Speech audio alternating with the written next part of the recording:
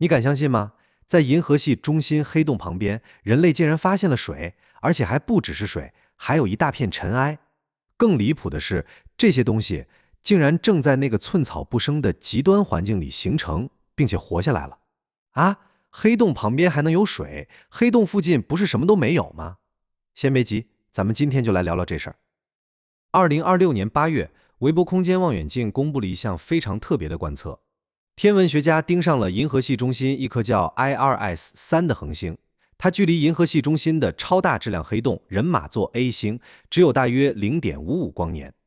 这个距离如果放到太阳系里，已经大得不得了，可放在银河系中心，却已经近得让人心里发紧，因为那里有一个质量相当于400万个太阳的黑洞。按照咱们的直觉，这种地方应该只有一个结局：靠近它，然后被毁掉。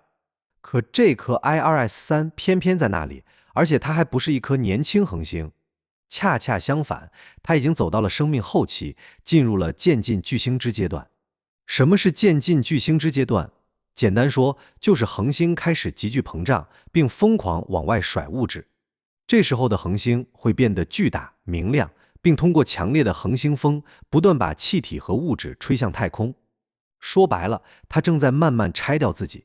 可真正奇怪的事情发生了，这些被它抛出去的物质没有马上被黑洞吞掉，反而在恒星周围形成了一层层巨大的尘埃包层。就在最近，韦伯望远镜的 MIRI 中红外仪器对这里进行了非常精细的光谱观测，结果发现 IRS-3周围存在明显的负氧硅酸盐尘埃特征。但真正让天文学家眼前一亮的是另一件事儿，这里竟然发现了水。注意啊，不是说韦伯拍到了一颗漂浮在黑洞旁边的水球，而是科学家从红外光谱里识别出了水分子留下的特征。这是 IRS-3周围首次获得明确的水探测证据。所以现在问题来了，黑洞附近为什么还能有水？答案其实比黑洞没把它吸进去更有意思，因为黑洞并不是一台隔着老远就能把周围所有东西一股脑吸进去的宇宙吸尘器。只要周围物质没有落入黑洞的吸积路径，它就可以继续围绕黑洞运动。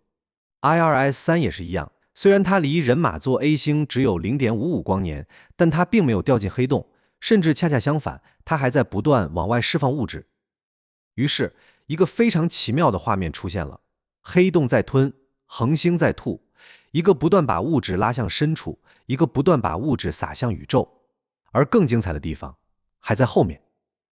韦伯的数据表明 ，IRS-3周围的尘埃并不是简单的一团宇宙灰尘，它呈现出一层层壳状结构，范围大约可以延伸到10000天文单位。而这些尘埃的温度从靠近恒星的大约1200开尔文，一路降到外围大约100开尔文。也就是说，一颗正在走向生命终点的恒星，正在银河系最极端的地方，一边失去自己，一边制造尘埃和分子物质。这就让 IRS-3的意义完全不只是黑洞旁边发现的水。更重要的问题是，这些被恒星抛出来的东西到底有什么用？这样说吧，它们可能是未来宇宙的建筑材料。其实啊，一颗恒星的一生就是一场漫长的元素加工过程。恒星内部不断制造和加工各种元素，到了生命后期，再通过恒星风等方式把这些物质重新送回星际空间。冷却之后，其中一部分会形成尘埃，进入更大的物质循环。所以这些尘埃看上去像垃圾，实际上并不是，它们是恒星死亡以后交还给宇宙的原材料。未来经过漫长的演化，这些物质可能再次参与恒星、行星甚至其他复杂天体的形成。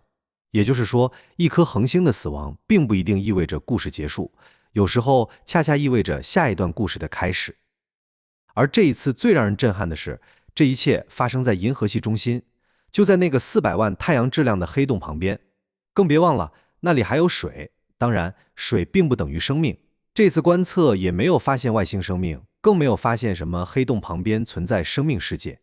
但它至少告诉我们一件非常重要的事情，即使在超大质量黑洞附近这种特别极端环境中，分子物质依然可以存在，恒星依然可以制造尘埃，物质循环也依然没有停止。这其实改变了我们以往对黑洞附近环境的简单想象。我们以前很容易把那里想成一个纯粹的毁灭世界，黑洞负责吞噬，恒星负责挣扎，物质负责坠落。可真实的宇宙往往比我们想象的复杂得多，毁灭和创造完全可以同时发生。人马座 A 星在吞噬，IRS-3却在释放一个向深渊，一个正在走向终点。可就在它们之间，尘埃形成了，水留下了。而那些被恒星抛向宇宙的材料，也许正在等待未来某个漫长的时刻，成为下一代恒星和行星的原料。宇宙从来不会浪费一颗恒星的一生，它只是把死亡变成另一种开始。甚至在银河系最接近毁灭的地方，都可能正在悄悄准备着未来。这就是宇宙最奇妙的地方。最接近毁灭的地方，不一定只有毁灭。这里是宇宙之思，宇宙很大，人类很小，但是探索星辰大海，我们从未停步。